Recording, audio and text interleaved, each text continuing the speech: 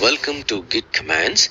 My name is Chidanand and I am with the Simplilearn team. I'm going to cover a few essential Git commands and walk you through a demonstration for most of it. I begin by installing a Git bash on the Git client and configuring it for its first time usage. Once I'm done with configuring the Git client, I'm going to spin up few repositories locally and work on these repositories using Git commands.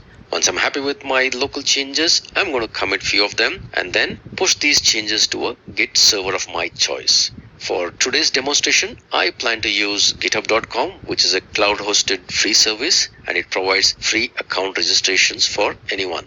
Eventually, I will cover a few topics regarding Git branching and merging, because these two, in my opinion, are the killer features of the Git distributed version control tool.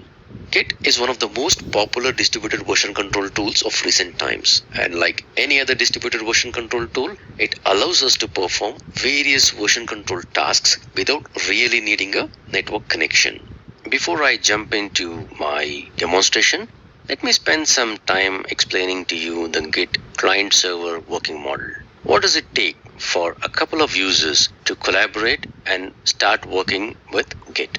The bare minimal thing that any user would need in order to start working with Git is something called as Git bash or the Git client. This comes as an installer for all popular operating systems like Windows, all flavors of Windows, Linux, macOS and other operating systems. So once you install Git bash, you get a command line utility using which you can fire up your Git commands and ensure that you can bring up repositories. You can work with these repositories by adding files to it, committing changes to it, and all those Git commands would work perfectly well. So you can bring up a small repository and you can work with your repository using this Git bash.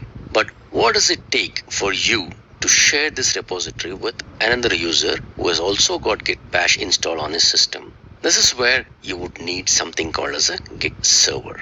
So for user 1 or one user to share his repository with another user, he would need to collaborate using something called as a Git server.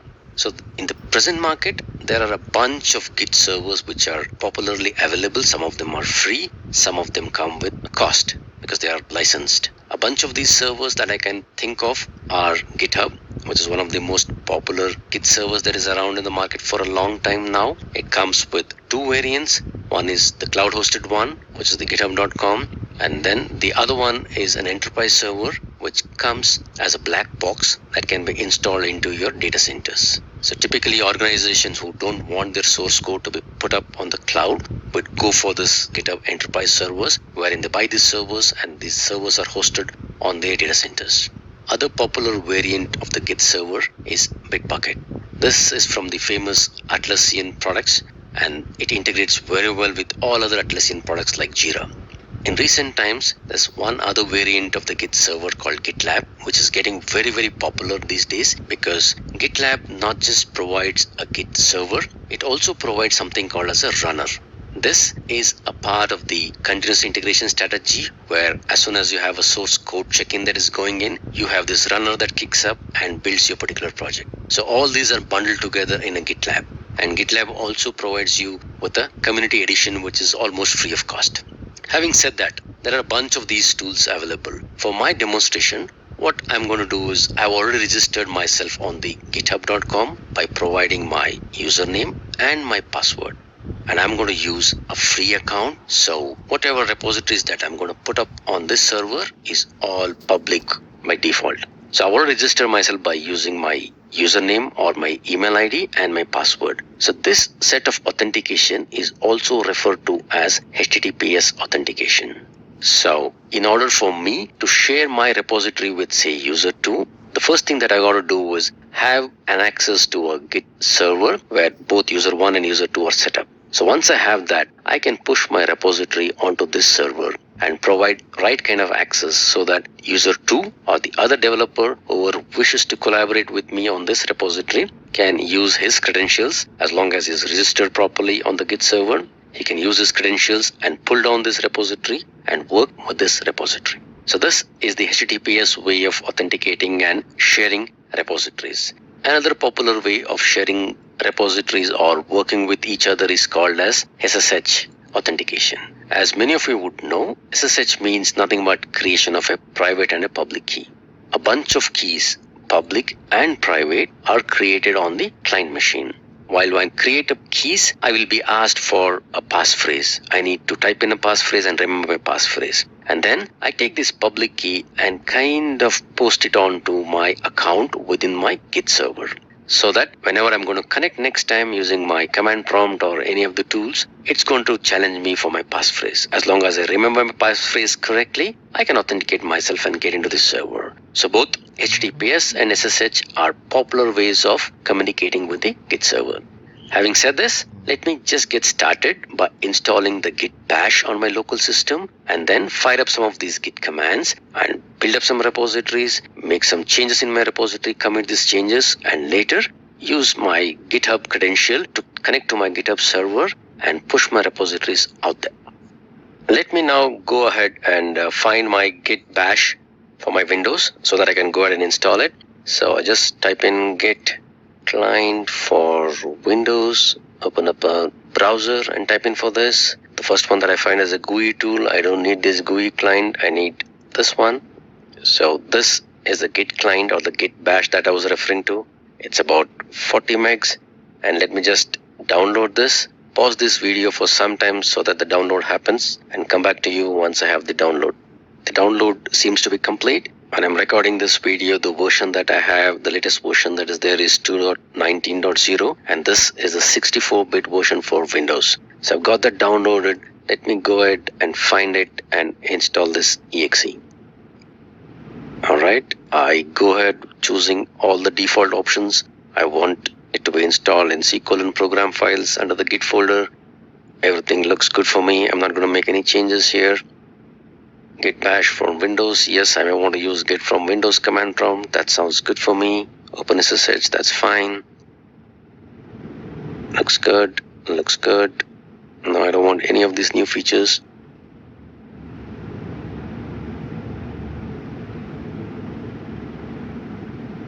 So what I'm doing is installing the Git bash or the Git client so that I can start using my Git commands.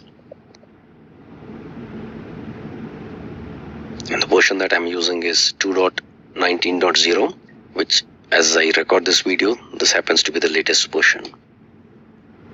Alright, so looks good. I don't want to see the release notes. I'll say launch Git bash. So what I get is this window. So this is the Git command prompt.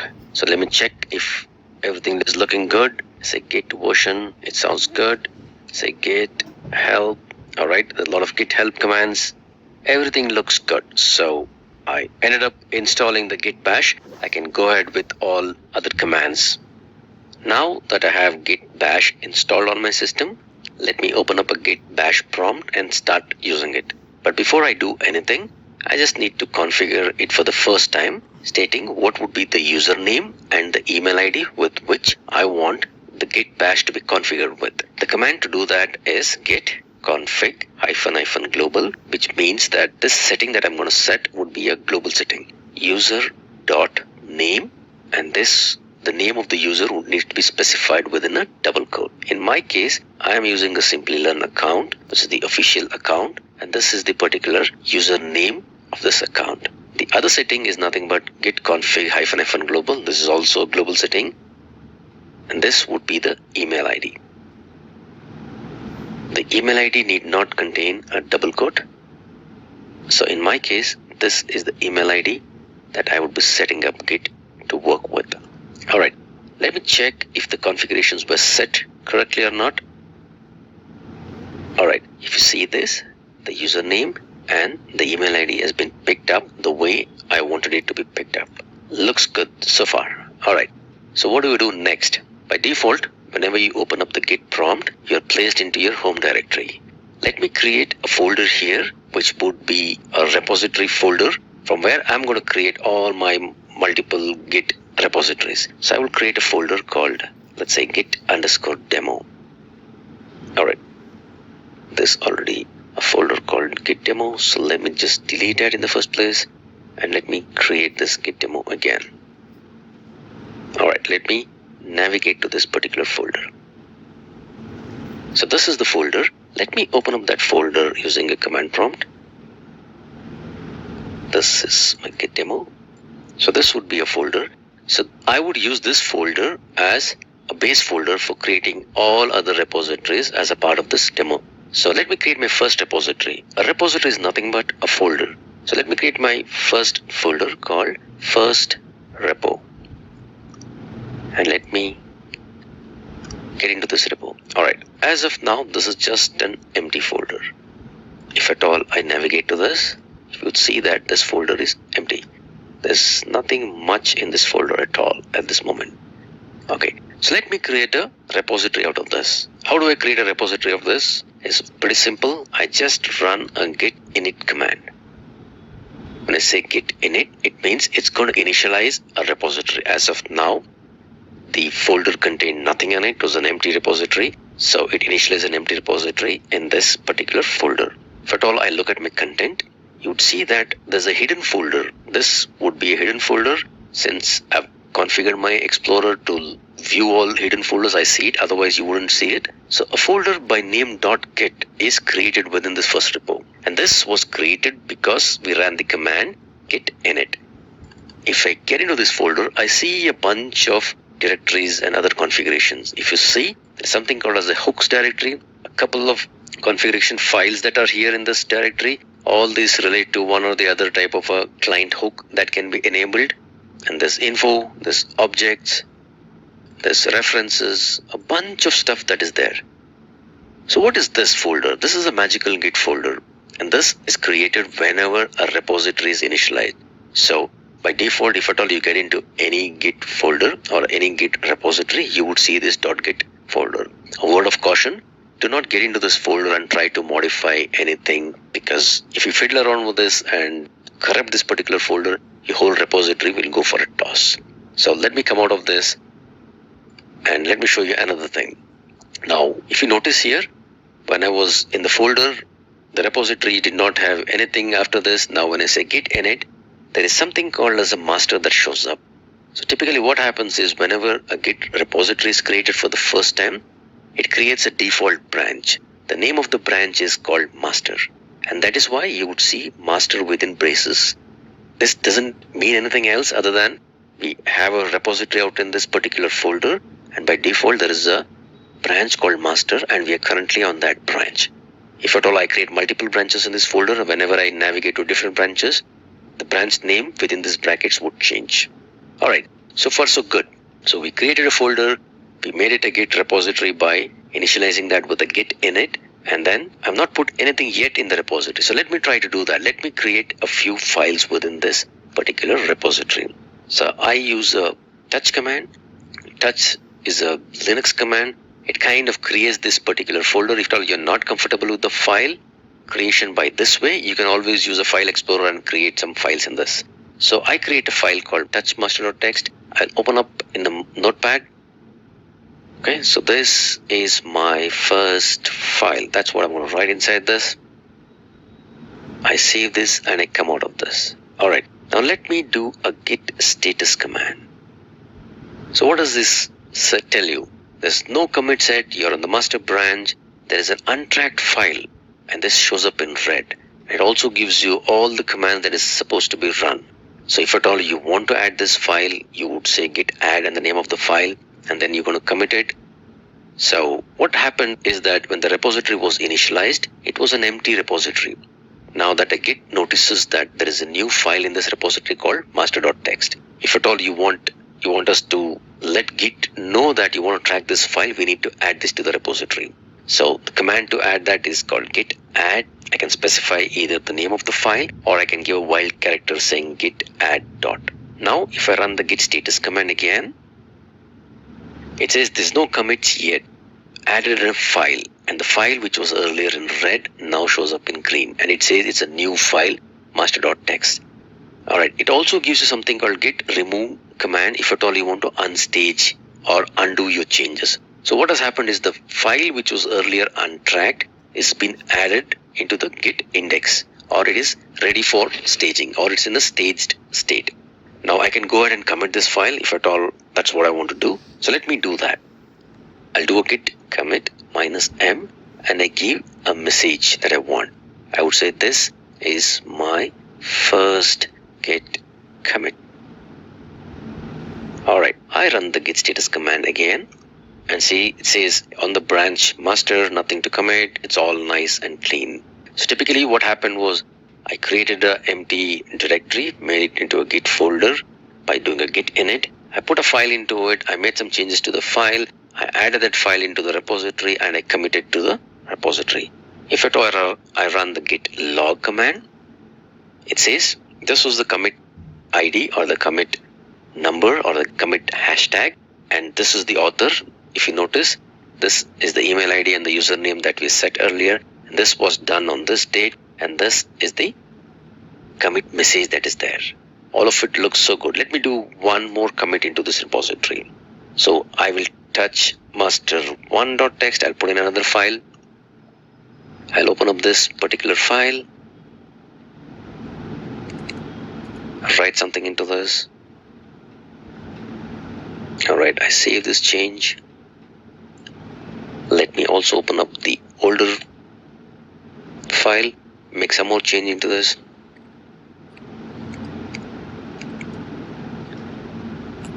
Alright, so what I did, I modified the older file that existed. I also added a new file to my repository. Now, if I run the git status command, it says modified this file, which is showing in red, and it says you have one more file which was an untracked file. Alright, now let me add both these files because these are the changes that I want to incorporate. I would say git add dot. I run the git status command again, and it says now this is a modified file, this is a new file. Looks good to me. Let me go ahead and commit this. So git commit with a message that says this is my second commit. Alright, if I do a git log now, it shows both the commits.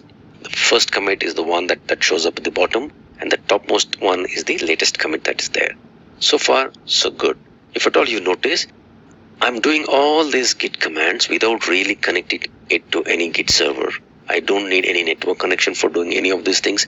I can keep on doing more and more git commands and run git commands the way I want to without really having any connections to the git server. Now that I have my changes the way I wanted, and I've checked in all the code changes into my local repository, I may want to share my repository with somebody else and work in a collaborative way. So the way to do that is, as I mentioned earlier, to host this repository or to push this repository onto a Git server. I already have a GitHub account wherein I've registered myself using my username and password. So I'll log into my GitHub account using my username and credentials, and let me go ahead and create a new repository. My repository is already there on the local system, so what I essentially need is just a placeholder for my repository so that I can link them together and push the content from my local repository to the server. If you notice, the name of my repository is this first repo. So let me copy this. I would create a folder structure or a repository structure on the server with the same name so that when I pushed my repository from my local box, it will go ahead and get created in the server. So the repository name should be the same as what I created on my local box. Description, I would say this is my first GitHub repository on the server. This is just an optional description that will show up. And if you notice, I can't have any private repositories. So whatever repositories that I'm going to create here would be a public repository. So I choose public. And I don't want to initialize this with a README file or anything of that because I already have a repository with some content, with some code checked in. All that I need is a placeholder for my repository on the server. So with this option, with just the name and with an optional description and the repository being public, I go ahead and click on the Create Repository button. So if you notice, it gives me a bunch of commands that I would need to run in order to create a repository and push it onto the server. And also, important point, it shows me two URLs. One is the HTTPS URL and the other one is the SSH URL. As of now, we do not have any SSH keys that is set up. So let me use this HTTPS URL to connect my local repository with the repository on this server. So I've done all these things. I already have the repository set up. All that I need is a placeholder for me to connect my local repository with the server URL. So this would be the command that I need to copy, which essentially links or adds an origin with the URL of the Git server.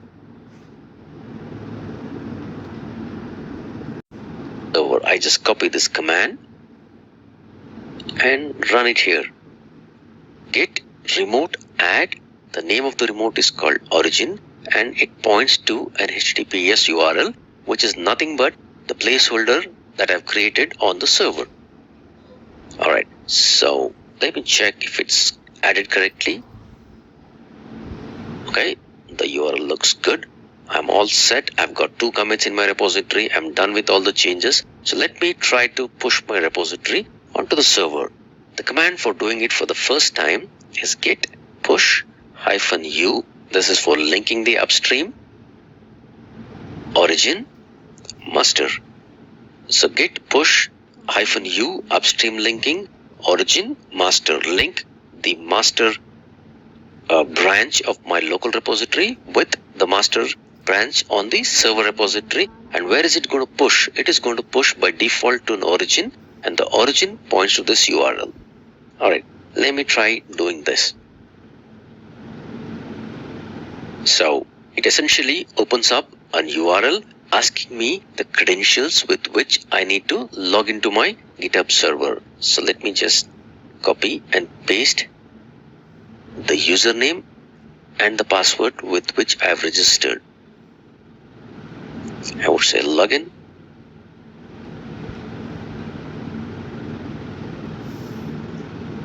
Okay, success. So I'm able to create a repository on the server, and the content seems to be pushed, and it created a new branch called master. It has linked the master branch from the local repository with the master branch on the server. So let me go back to my server and refresh this page and see if all my commits have come in. master1.txt. If at all I see the commits, there seem to be 2 commits. This is my first commit, this is my second commit. And if at all you notice, each of this commit comes with a hash key or a hash ID, which contains the details of my commits. In this commit, the files were added. This was the line that was added. If you look at the second commit, I added these lines. I made this, one line chain that was there. I also added this new file which was not existing. These are the 2 commits that existed. And if you see the timestamp of the commit, this is the commit which was committed 15 minutes ago. So what does this mean is that the commit is the timestamp when we actually committed the code in the client. The pushing is just after we have committed the change, we have pushed it. So there's no timestamp of the push that happened. This completes the first part of the tutorial, wherein I created a repository on the client and then I pushed it to the server after creating a repository skeleton on the server. Now let me demonstrate to you the SSH configuration that is required for creating a pair of SSH keys and ensuring that I connect to the GitHub server using the SSH mechanism. So for doing that, I need to first create a pair of private and public key. The command to do that is ssh keygen -t. I will use the RSA mechanism for creating my keys, capital C, and I need to specify the email ID using which I'm going to connect to, or I need to create the keys for. Alright, so generating a private and public key pair, it says, let me know what folder should I create the keys in. So by default, the keys are created in the user home directory under a .ssh folder. So this is pretty good for me. So let me go ahead and say that, that's fine. Enter a passphrase. So let me enter some passphrase.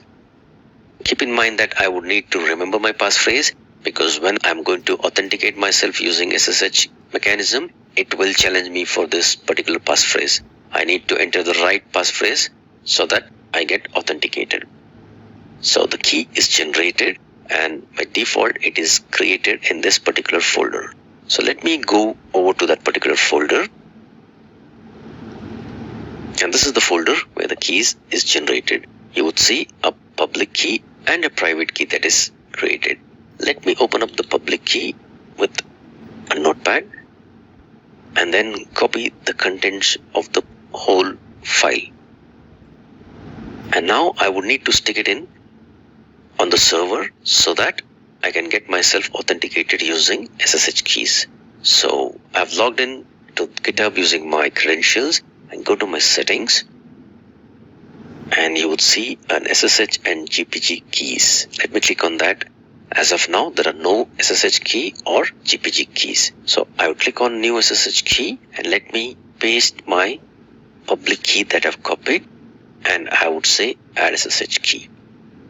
It prompts me for my password just to make sure that I've got the right kind of authentication to be adding a new key. So this one looks good. That means the keys were added successfully. Let me check if my SSH keys are working well. So I do SSH -T. I would say git at github.com. This is just to double check if my SSH keys are authenticated correctly. Are you sure you want a connection? Yes. You want to continue? Yes. Alright, now a check for my passphrase. Let me enter my passphrase. I hope I remember it correctly.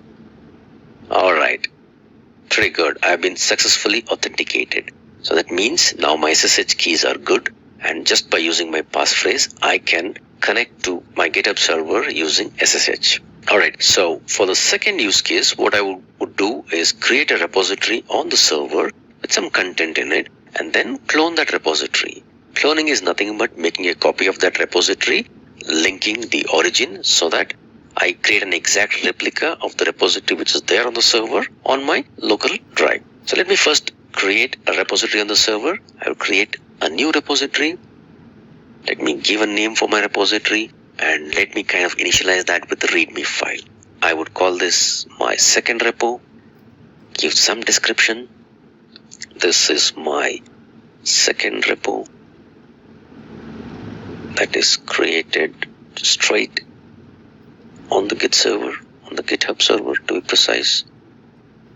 It's a public repository. This time I'm going to choose this option. The reason being that I don't want to create just a skeleton as of now. I want to create a repository with some readme file in it. A random readme file with no content in it, but then I want a repository to be created on the server. Alright, I say create a repository. So a random readme file with some content in it gets created, and I can see there are two URLs to this repository, HTTPS and SSH. So this time, let me copy the SSH URL so that I will use this URL to clone this repository on the server, rather from the server to my local box. Alright, so let me navigate to my root folder, the folder that I created for making all my repositories, Git repositories. If you see, my first repository is already here. So let me clone my repository, the second repo that I created on the server. The command to do that is git clone the URL of the repository that I want to clone. Oops, looks like I didn't copy the URL correctly. Let me copy that again. Copy this URL. Alright, so if you notice, there is no HTTPS to it. I'm just cloning the URL, that is SSH URL of the repository. It asks for my passphrase again. Okay, so I just had first repository earlier. Now I have something called a second repo. This is an exact replica of whatever was the repository content that was created on the server. So if I get into the repository, there's just a simple readme file that is there. Let me try to add a new file out here. I would say notepad, second.txt, some text file I'm going to put in here. Yes, definitely you will not find that file there. This is my second file that I will push onto the server. I'm going to put in some content out there. I'm going to save this And if I do git status, it says this is a new untracked file. Do you want to add this file onto the repository? Do you want to track this file? Yes, I definitely want to track this file. Let me also commit my change to the file with the message. This is my first commit for the second repo. I'm giving some particular message. And this time around, since I cloned my repository from a server, the origin is already set for me. I don't really need to add the origin and all that stuff, because what happened in the first case was that I was creating a repository from my local box and then pushing it on the server, which is why I had to set up the upstream branches and stuff like that. In this case, I have cloned an existing repository from the server. So when I clone, I get the replica along with all references to my repository. So I don't need to do anything more other than push the content. I would just say git push. To be on the safer side, I would say origin and master. Ask me for the passphrase. Okay, it pushed the content onto the server. Let me see if the contents have come in here. Okay, wonderful. I had only one commit. Now I see my second commit. So what was added as a part of the second commit? It says a new file was added. All this line that never existed got added. This is the second file. The content exactly what I pushed onto the server. Now this completes the tutorial when I created a repository on the server, cloned it, made some changes to the repository and pushed it to the server using SSH. A quick recap of all the git commands that we ran till now. Git init is used to initialize a repository. So if at all you're creating a local repository, you can get into any of the folder which is not a git repository and run this command. Whenever you run this command, a magical folder by name .git gets created in the folder, and from that time onwards, Git will start tracking any changes that happen to that particular folder. It also creates a new repository and a branch. By default, the branch that is created is called the master branch. Git add dot is a wildcard character for adding any number of new files into your Git repository. If you have a bunch of files, 1 file, 2 files, 10 files, a folder containing multiple files in it, all of them could be added into the repository using this command. So once you add any number of files into the repository, you can keep on adding more and more files into the repository. Once you're done with that, you want to commit the changes that has happened in the repository, you use the git commit command. Git commit -m with a meaningful message. This will commit all the work items that you have done in terms of the files that got changed, the files that got added, all this with one particular message. Git status will give you the status of all the files and folders, any file that got added, any file that got created, any file that was deleted, all the status of the files will be obtained using the git status command. Git log will show you all the commit history with the latest history or the latest commit showing up on top. Git add remote origin. This command is used whenever you want to link any local repository to a server. And this is when you want to really push a repository from the local to the server for the first time. Git push -u origin and master. This is the command that you would use whenever you want to push contents from the local repository to the server. Git clone and the URL of the server. This is the command that you would run whenever you have an existing repository on the server and you want to make a fresh clone or a fresh copy of that particular repository onto your local box. More than often, many developers or Git users find themselves in situations where they would want to go back in history and modify or change some of the files that they recently committed or checked into the repository. Now, from a perspective of Git, this is a very, very simple activity. However, from a perspective of version control tool, you will have to be really cautious about the change that you're going to do. In case the changes are pretty local, none of the developers or none of the other users who are collaborating with you would be affected by this change. You are good to go ahead and make this change. However, if your repository has been pushed to the server and you're trying to modify something from history, this would have a very bad or adverse effect on all the other users who will be using it. You need to be really cautious while running these commands. In case your repository contents are local, you've not pushed your changes to your repository, and if at all you made some changes to the repository, maybe to fix a defect or to include a new feature and you missed few things, you can go ahead and modify this with some of these commands. Let's say I have this simple repository called undo repo, and if at all I look at the logs of these, I have the commit histories which are like this.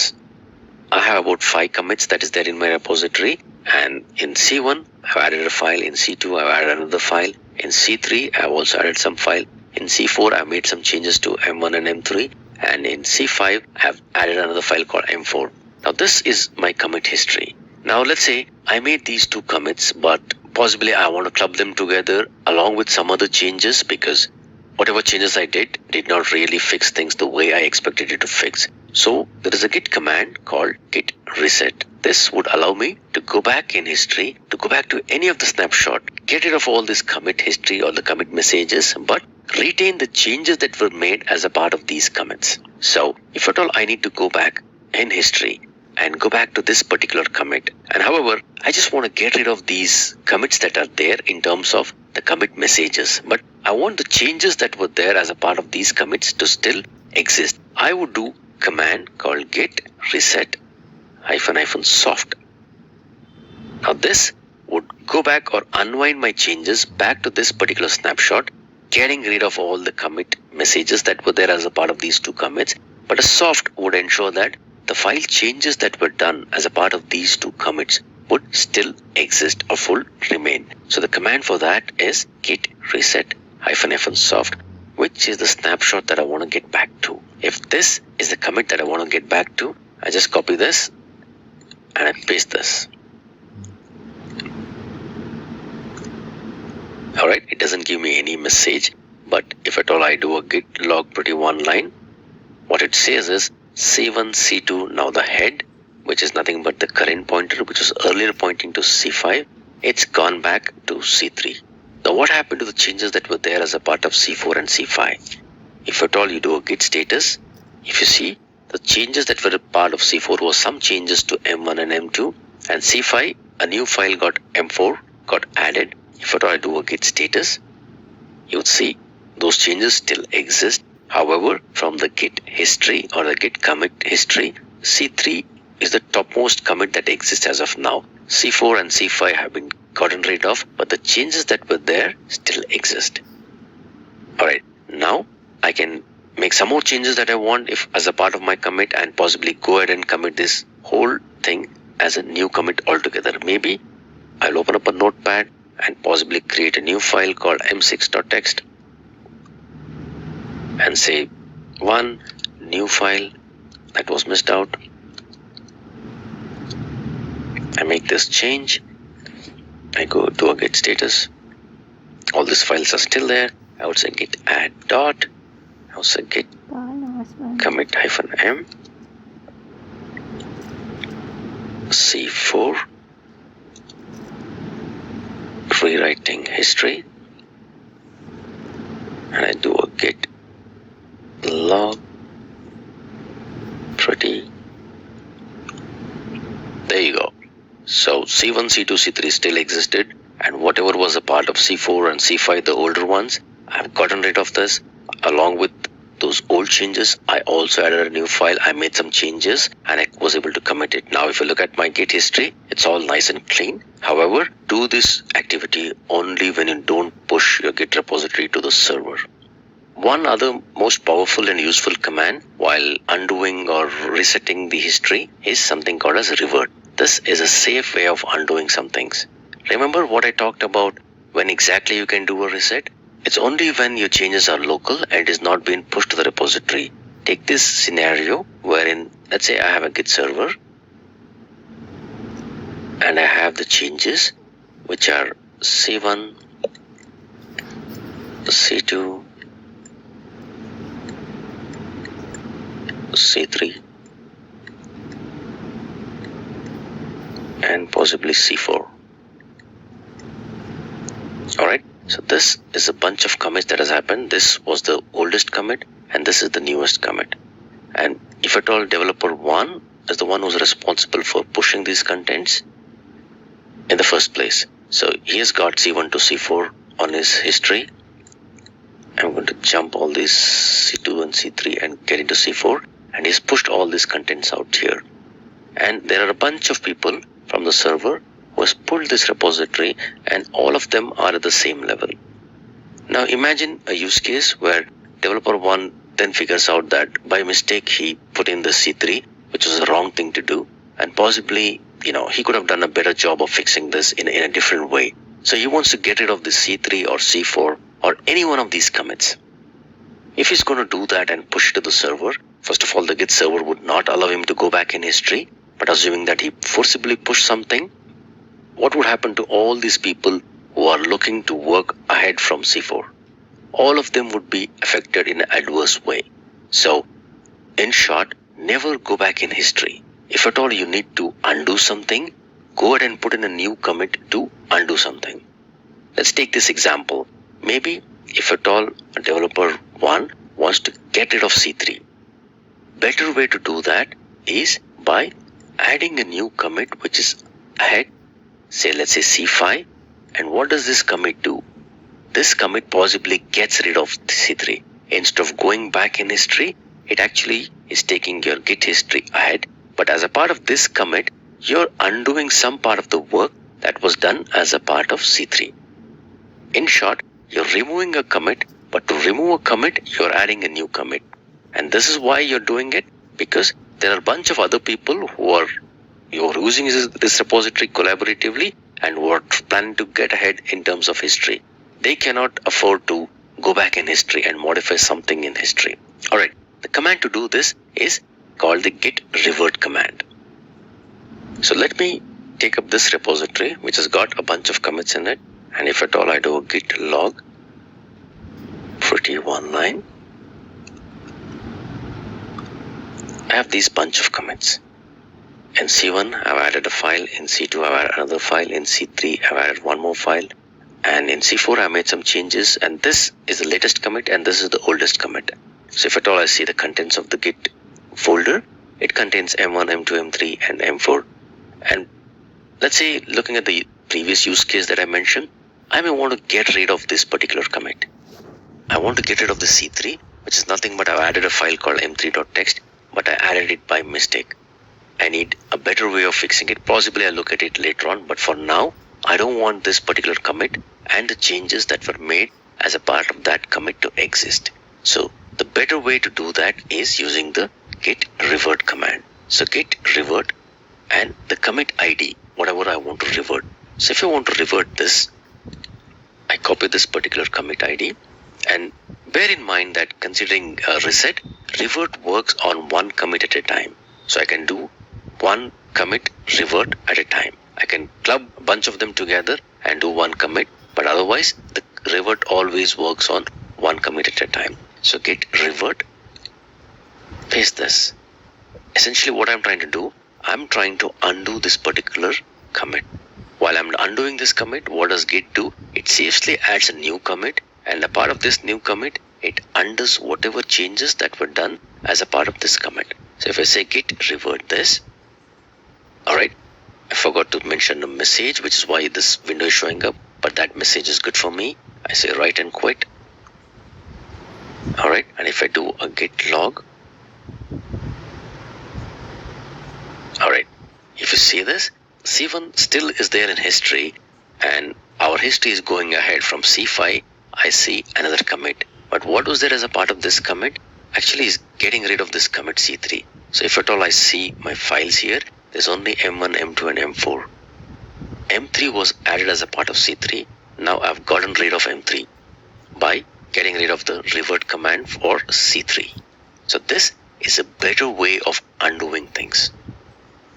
Now that we have acquainted ourselves with few of those basic Git commands, let me get into a very interesting topic regarding Git, which is about branching. The topic is interesting because Git deals with branches in a completely different way compared to any other version control tool. In most of the version control tools, whenever you create a new branch, a complete copy or a subset of the whole repository is created, which in my opinion is very cost inefficient because it's a very expensive operation, both in terms of time and the disk space. However, in Git, you just create a very lightweight movable pointer whenever you create a branch. There is no folder or no copy of the repository that is created. In short, the branches are very, very inexpensive in Git. So go ahead and create any number of branches that you need. However, once you create your branches, do all the work relating to that branch in that specific branch, and once you completed your task, go ahead and merge your branches back into your base branch and then delete the branch. Let me go ahead and create a repository with some branches in this and give you a demonstration of that. So let me go back to my base directory, which is git demo, and then I'm going to create a new folder here. I'll create a folder called org details. Alright, this is my folder here. Alright, I navigate into this folder and let me create a repository here. I initialize a repository and .git folder is created without any files in it. So let me create a few files in it. Say notepad name.txt.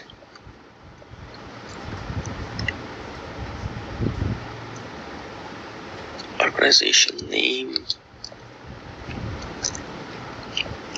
I create a name.txt within this. Maybe I'll create one more file in this. Notepad employees.txt.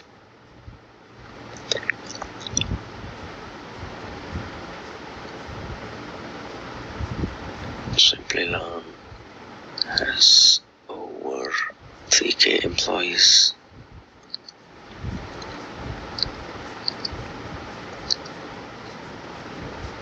I just put in some content in this. Save this content. Alright. So if at all I do git status, I just see two files in it. So let me go ahead and add these two files and let me commit my changes. So git commit -am or -m. First commit. So if I do a git log,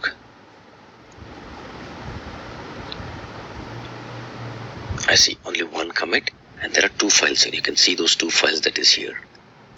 Alright, so at this stage, let me go ahead and create a new branch. And the command for creating new branch is git branch name of the branch. So let me name my branch as Bangalore branch, BLR branch. And this created a branch. But I don't see any changes in the folder structure or in the file that exists here. I've just created this branch. So if at all I do a git branch, I see these two branches. And whatever star means I'm currently in this master branch. So let me go ahead and get into the BLR branch. At this moment, the number of files that exist in this repository is same. There's absolutely no change in any of the branches. Both master and BLR branch point to the same snapshot. So let me get into the other branch. The command to do that is git checkout BLR branch. Now I actually switched into Bangalore branch. If you see the content of the files, there's exactly two files the way it was earlier. Because I've created a branch from my base branch, which is a master branch. And when I created a branch, there were two files existing here. If you see the content of these files, they would all be the same. Alright, so let me create a file that is specific to Bangalore branch. So I would just say notepad. Maybe I want to put down the address of this organization specific to Bangalore in this address.txt. So I say notepad address.txt. I'll say simply learn Bangalore office. Say located in some address. I would say Bangalore. That is the content of this file. And I'm creating all this new file in this BLR branch. So I would say git add dot, and I would say git commit -m Bangalore branch commit. Alright, if you see this, now I have an address.txt which is there only in the Bangalore branch that I'm presently on. Now let me switch back to my master branch. The command to do that is git checkout master branch. If you remember, when I forked out or when I created a new branch from the master branch, I didn't have this address.txt in it. So let me go back to git checkout master branch and keep noticing this particular. What happened to the address.txt? It kind of disappeared. Now, how did that happen? It's all because of this magical git folder. So what happened is, now git knows that when you are in the master branch, the file that was there in the Bangalore branch, which was called the address.txt, didn't exist. So git is playing around with the file system snapshot. So if I come back, let's say I come back to git checkout Bangalore branch. If you see this, the address.txt file appears. So this particular file is only present in the branch, and git is playing around with the file system snapshot by moving the pointers across and ensuring that whenever I'm switching to Bangalore branch, I see this address.txt. When I go back to my master branch, I don't see this Bangalore branch contents, which is the address.txt.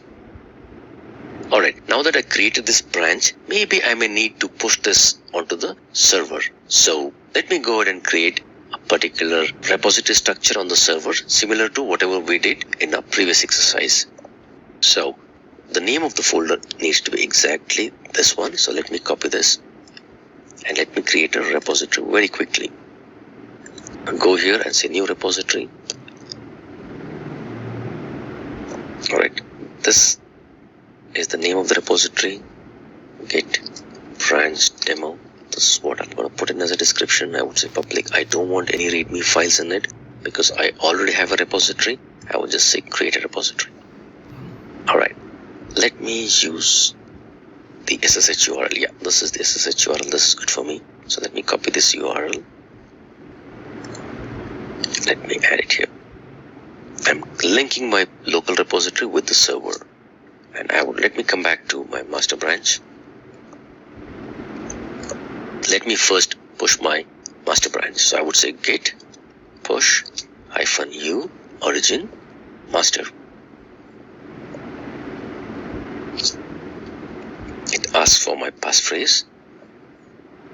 Alright, I pushed my master branch. It looks good. It says new branch master is created. So if I go back to my server and I do a refresh, if you see, it says only one branch, and it says what is the name of the branch, master. If you see the contents, there is employees.txt and name.txt. Now let's try to push the other branch that is there. The command to do that is a little different compared to the way we created it on the client, because on the client we created the branch with a git branch command. Now this branch doesn't exist on the server, and I need to push this new branch onto the server. So the command would be git push -u origin and the name of the branch that I want to specifically push.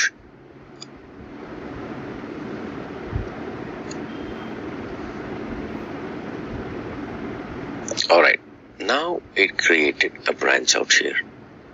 Let me do a refresh of this. Alright, it says 2 branches.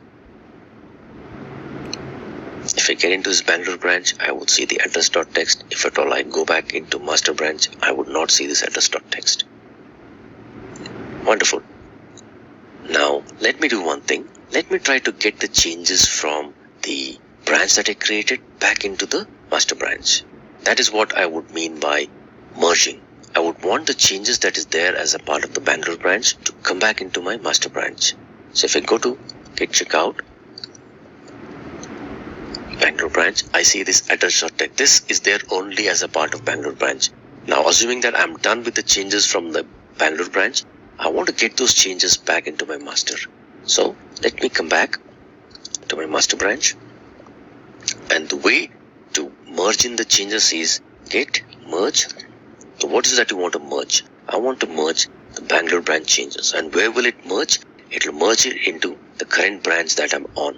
Presently, I'm in the master branch. So this command would merge the changes from the Bangalore branch into your master branch. So with this, if you'll keep looking here, the content that was there, that was added as a part of Bangalore branch, which was nothing but the address.txt, this file should appear as soon as we do a merge. Alright, so it happened quickly, and you would see this address.txt that is here. So if you see, let's check the contents in terms of the git log.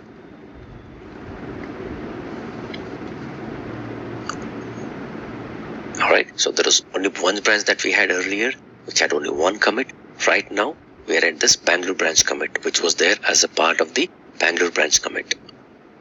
So with this change, let me push this change onto the server as well.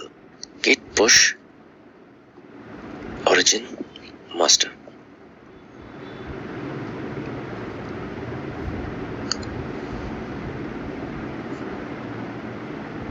Okay, those changes were pushed to the server, and now if at all I do a refresh out here, okay, I'm in two branches, the branches master. Even if I'm in master branch, I should see this address.txt that is there. Even if I'm in the Bangalore branch, the content is all same because we have merged these two branches. Now that I've merged this branch, I don't need this branch anymore. So I would go ahead and delete this locally as well as push it onto the server so that it gets deleted from the server as well. So delete branch locally. The command is git branch -d and the name of the branch. Only thing you need to ensure is that you should not be currently on that branch which you're trying to delete. So I would say git branch, and I'm presently in the master branch, so I can go ahead and delete the other branch. So git branch -d Bangalore branch. Alright, this got rid of our Bangalore branch locally. If at all I do a git branch -v, it shows there's only one branch as of now. However, this branch would still exist on the server, because server doesn't know anything about the changes that we have done. We need to specifically push our changes onto the server. Okay, there are two branches still here. So let me go ahead and push these changes so that the branch gets deleted from the server as well. The command to do that is git push origin -delete and the name of the branch.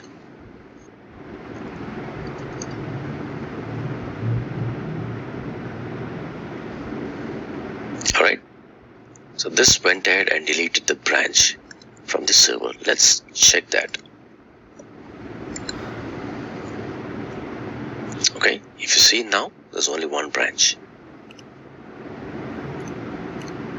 These are the basic steps that you would need to know before you work with any of the branches within Git. And as I said before, the branches are very, very inexpensive in Git. Go ahead and create any number of branches that you want, but just ensure that once you create your branch, finish off your task, and once you finish off your task, go ahead and delete the branch. And before you delete the branch, please ensure that you merge in the branches so that you get in or take in the work that was done as a part of that particular branch.